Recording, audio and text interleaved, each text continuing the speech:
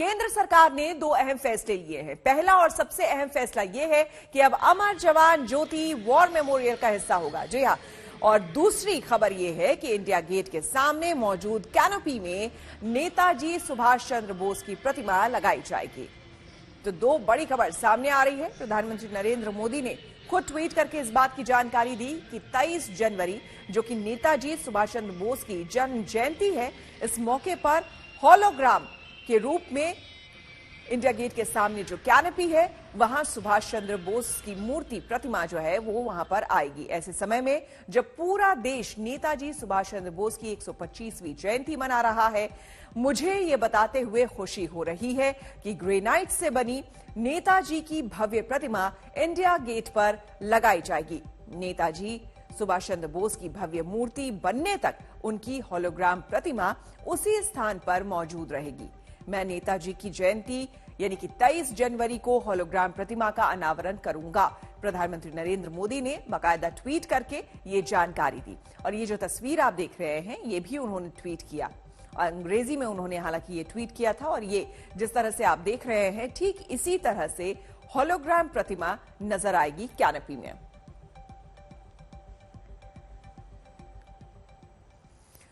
तो आपको बता दें कि इंडिया गेट के ठीक सामने मौजूद कैनोपी में नेताजी की प्रतिमा लगाई जाएगी, और इसी कैनोपी में पहले किंग जॉर्ज V की प्रतिमा थी, जिसे 1968 में हटा दिया गया था।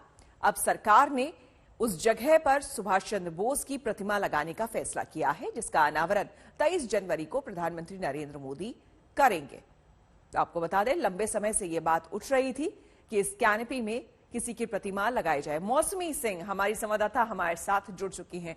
मौसमी, क्या कांग्रेस को हर बात में ऐतराज होने लगा है, और शायद यही वजह है कि फिर बीजेपी भी जो है वो कहती है कि हमारे उन योद्धाओं और उन फ्रीडम फाइटर्स को भुला दिया गया है कांग्रेस की तरफ से, जिनको अब वो याद कर रहे हैं, या उनको सही जगह और सही श्रद्धांजलि दी जा रही है? जी देखिए, लगातार इस पूरे मसले पर सियासत हो रही है श्वेता, और अगर आप देखें तो पहले ही केंद्र सरकार इस 23 जनवरी को नेताजी की जयंती के दिन पराक्रम दिवस मना रही है, और ये भी ऐलान किया गया था कि जो रिपब्लिक डे सेलिब्रेशंस हैं वो एक दिन पहले यानी कि 23 जनवरी से शुरू होंगे। ऐसे में ये बड़ा ऐलान है प्रधानमंत्री द्वारा, और जाहिर तौर पर यह ऐलान तब किया गया है जब नेताजी की झांकी को लेकर तृणमूल कांग्रेस पहले से ही सियासी वार और आरोप प्रत्यारोप सरकार के ऊपर कस रही है, क्योंकि जो नेताजी की जो झांकी थी पश्चिम बंगाल की तरफ से वो रिजेक्ट हो गई थी, और उसके मद्देनजर काफी सियासी वाक्य युद्ध छिड़ गया था। और ऐसे में कांग्रेस को भी केंद्र सरकार पर आरोप लगा रही है कि सियासी रूप से नेताजी की विरासत को भुनाने की कोशिश लगातार प्रधानमंत्री नरेंद्र मोदी और भाजपा कर रही है। बिल्कुल, लेकिन अब यहां समझना चाहेंगे दो बातें, वो भी एक के बाद एक सामने आई है। पहले इस बात को लेकर कि अमर जवान ज्योति जो है उसे बुझा दिया जाएगा, ये अपने आप में दुखद है। राहुल गांधी का ये ट्वीट, ये क्या दर्शाता है और लोगों को क्या बताने की कोशिश? देखिए, एक तरफ कांग्रेस का ये आरोप है कि लगातार जो एक परंपरा रही है, भाजपा की आदत बन गई है कि पुरानी परंपरा और इतिहास को वो अपने हिसाब से मिटाती रहती है। उनका ये आरोप है कि अमर जवान ज्योति की जहां तक बात कहें तो वो एक गौरवशाली इतिहास है पराक्रम का और सैक्रिफाइस का, और इसके मद्देनजर उसको बुझाना जो है वो एक गैर संवैधानिक और अनैतिक कार्य है जो भाजपा कर रही है। दूसरी ओर अगर आप देखें तो लगातार भाजपा की तरफ से ये कहा जा रहा है कि ये हमारे वीरों को जो है वो सलामी है, उनका आदर और उनका सम्मान है, ना कि उनका निरादर है। तो रिपब्लिक डे से पहले श्वेता, एक बार फिर से पूरी अमर जवान ज्योति पर जो विवाद है वो छिड़ गया, और यूथ कांग्रेस वहां पे प्रोटेस्ट भी कर रही है अभी इंडिया गेट पे इस पूरे मसले को लेके। ये तब है जब राहुल गांधी ने ट्वीट करके इसकी आलोचना की है। बिल्कुल, यानी कि सियासत अभी और गरमाने वाली है। आप बने रहे मौसमी, आपसे और हम जानकारी लेंगे। इस बीच आपको बता दें कि 1971 के युद्ध के शहीदों की याद में इंडिया गेट पर प्रज्वलित अमर जवान ज्योति को लेकर नया विवाद गहराया है। अमर जवान ज्योति को नेशनल वॉर मेमोरियल शिफ्ट किया जा रहा है। आज एक कार्यक्रम में मशाल को इंडिया गेट से नेशनल वॉर मेमोरियल ले जाया जाना है। लेकिन इसे लेकर कांग्रेस ने सवाल खड़े कर दिए हैं। राहुल गांधी ने बाकायदा ट्वीट कर इसे दुखद बताया है। राहुल गांधी कह रहे हैं कि पहली बार अमर जवान ज्योति बुझेगी और ऐसा नहीं होना चाहिए। मैं मानता हूं कि आपका कंट्रीब्यूशन हिंदुस्तान के गौरवशाली इतिहास में नहीं रहा, इसकी वजह से एहसास कमतरी भी होता होगा, लेकिन इसका मतलब ये तो कतई नहीं है कि 50 वर्षों से जो लॉ चल रही थी उस लॉ को आप बुझा दें। ये इस तरह के निर्णय की सलाह कौन देता है आपको? It is neither good politics nor good optics.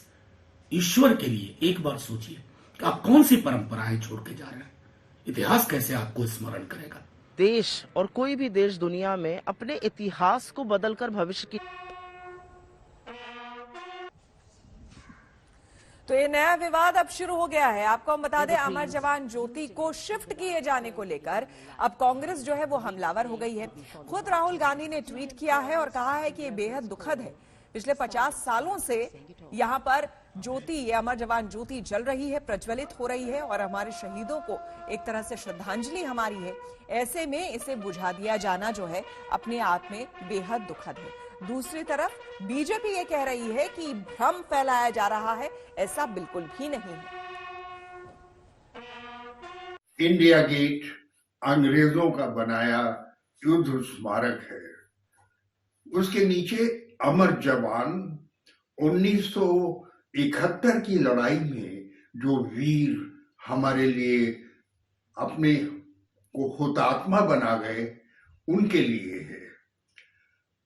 राष्ट्रीय युद्ध स्मारक या राष्ट्रीय समर स्मारक उन सभी जवानों की स्मृति में है जो 1947 से आज तक अनेक युद्धों में देश के लिए लड़े, वे मरकर भी अमर है। ये जब जाया जाएगा वहां पर तो पूरे देश को गर्व होना चाहिए इस बात पे कि नेशनल वॉर मेमोरियल में अभी हम वहां पर एक इंडियन सोल्जर्स सेलर एयरफोर्स जिन्होंने 1947 के बाद, और 25,000 हैं उसमें से जिन्होंने देश के लिए कुर्बानी दी है, हम उनको सैल्यूट करेंगे। और साथ में जो सर्विंग सोल्जर्स हैं हम उनको सैल्यूट करते हैं, उनको हम शुक्रगुजार हैं उनके कि उन्होंने हमारे देश की हमेशा सुरक्षा करी है, वो करते रहेंगे। और ये बहुत ही अच्छा फैसला है जो लिया जा रहा है। और अब वहां जाके देखें, इंडिया गेट पे जब होता है, बहुत सोमर सा ओकेजन होता है, लेकिन बहुत सारे लोग वहां पर आते हैं जो पिकनिक मनाते हैं, बाकी कुछ करते हैं। लेकिन नेशनल वॉर मेमोरियल जो है एक बहुत ही सीक्रेट सी जगह है, और जहां वहां पर इतने लोग आते हैं, पूरे देश से लोग आते हैं, दुनिया से लोग आते हैं वहां पर देखने के लिए। आपको बता दें कि बीजेपी अध्यक्ष जेपी नड्डा आज आगरा के प्रसिद्ध और प्राचीन राजेश्वर मंदिर में दर्शन और पूजा के लिए यहां पर पहुंचे हैं। यहां पर बाकायदा बीजेपी का कार्यक्रम है, घर घर जाकर लोगों से चुनाव के मद्देनजर मुलाकात करना और उससे पहले ये पूजा प्रार्थना। आगरा का ये बेहद प्रसिद्ध और प्राचीन मंदिर है राजेश्वर मंदिर, जहां पर आप बीजेपी के राष्ट्रीय अध्यक्ष जेपी नड्डा को देख सकते हैं पूजा करते हुए।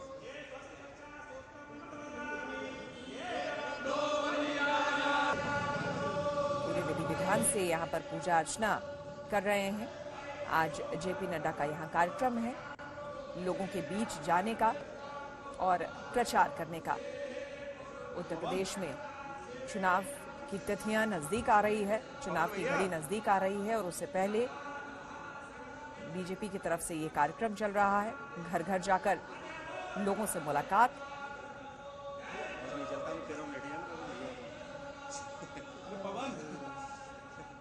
आपके पास इस चुनाव में ब्रज क्षेत्र की जिम्मेदारी है। उत्तर प्रदेश के चुनावों की घोषणा के बाद पहली बार राष्ट्रीय अध्यक्ष जेपी नड्डा ब्रज क्षेत्र आ रहे हैं। क्या कार्यक्रम है और 40 विधानसभाओं के प्रमुख कार्यकर्ताओं के साथ क्या मैसेज देने की कोशिश यहां से? देखिए, आज उन्होंने तय किया था कि एक बैठक वो आगरा में करेंगे और एक बैठक वो बरेली में करेंगे। तो ऐसे करके हमारी जो ब्रज क्षेत्र की अधिकांश जो विधानसभा हैं वो कवर हो जाएं, ऐसा सोचा था। लेकिन कोहरे के कारण बाई रोड आ रहे हैं, तो आज की बैठक वो आगरा में, जैसे आपने कहा, हमारे विधानसभा प्रभारी, संयोजक, हमारे सांसद भी, हमारे ब्रज क्षेत्र के जो प्रमुख पदाधिकारी हैं, प्रदेश के जो प्रभारी हैं, मैं स्वयं हूँ, संजीव चौरसिया जी हैं, ये सब लोग आए हुए हैं। उनके साथ एक बैठक होगी। उस बैठक में जो हमारी रणनीति रहेगी कि आज लास्ट डेट नॉमिनेशन की हमारे ब्रज क्षेत्र के प्रथम चरण की, जिसमें 21 विधानसभा आती है, उनकी आज लास्ट डेट पूरी हुई।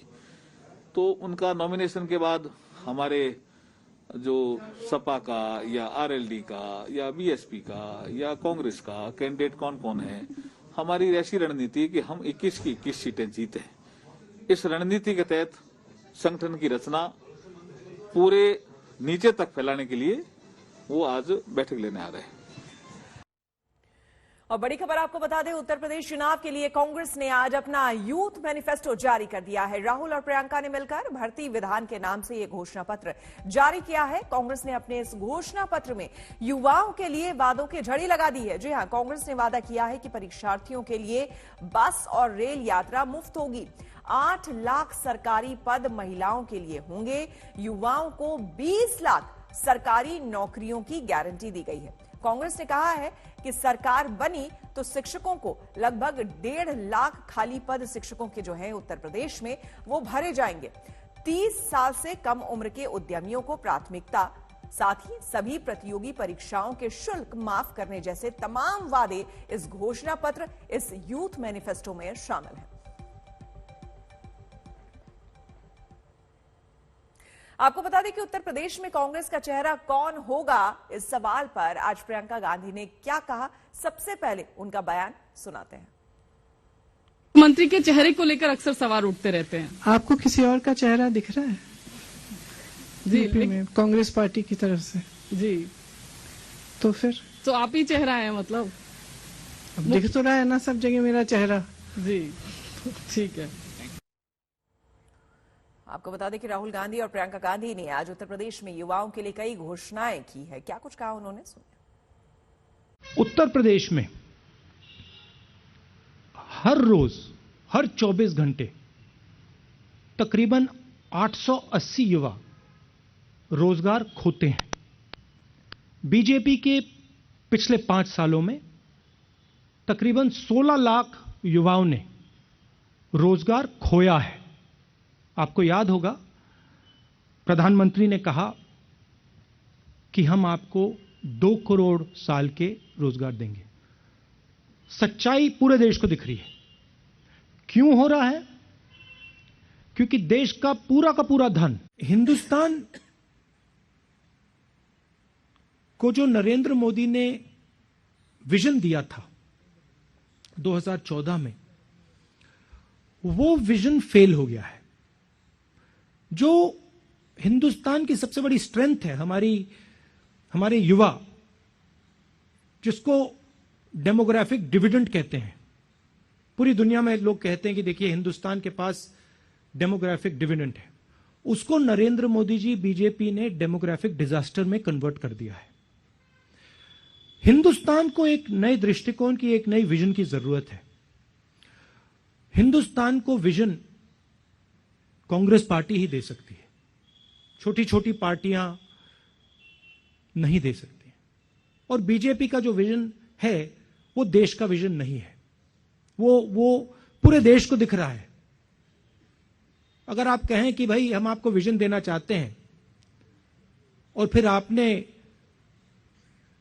40 साल में सबसे ज्यादा बेरोजगारी पैदा कर दी, तो देश का विजन नहीं हो सकता है। आज उत्तर प्रदेश में असलियत यह है कि अगर आप विज्ञापन देखेंगे और आप देखेंगे कि योगी जी अपना विज्ञापन कितना करते हैं, चाहे दिल्ली में चाहे उत्तर प्रदेश में, शायद ही उसकी जो बजट है कुछ और चीजों से ज्यादा है जिसमें हमारा ध्यान होना चाहिए।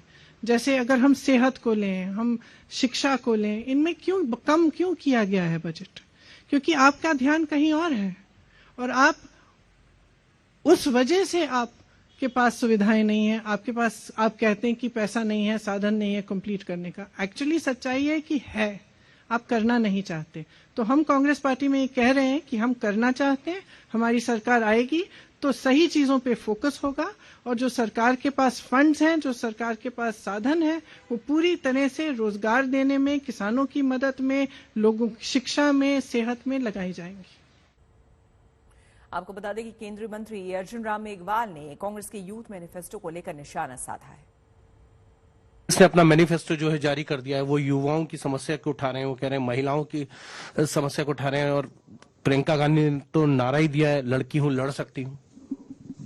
तो वो जो लड़की हूं लड़ सकती हूं जिसमें वो फोटो आता था वही चली गई छोड़ के कांग्रेस, और उसने जो स्टेटमेंट दिया उसको देख लो। ये राहुल गांधी जी जो घोषणा पत्र जारी कर रहे हैं, इन्होंने हमारे राजस्थान में आकर के भी कहा कि 10 तक की गिनती होगी तब तक किसानों का कर्जा माफ हो जाएगा। कल परसों बहुत से किसानों की जमीन जब बिकने लगी और किसानों ने हल्ला किया कि साहब ये क्या कर रहे हो, आप कर्जा माफ नहीं कर रहे हो, हमारी जमीनें बिक रही है रोडा एक्ट के तहत, और आपके एसडीएम और आपके जिला कलेक्टर आदेश दे रहे हैं, तब जाकर के उसको उन्होंने रोका।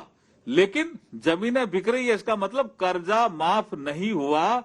और उन्होंने कहा 1 2 3 4 10 गिनेंगे तब तक कर्जा माफ। उनकी तो पोल खुल गई राजस्थान में।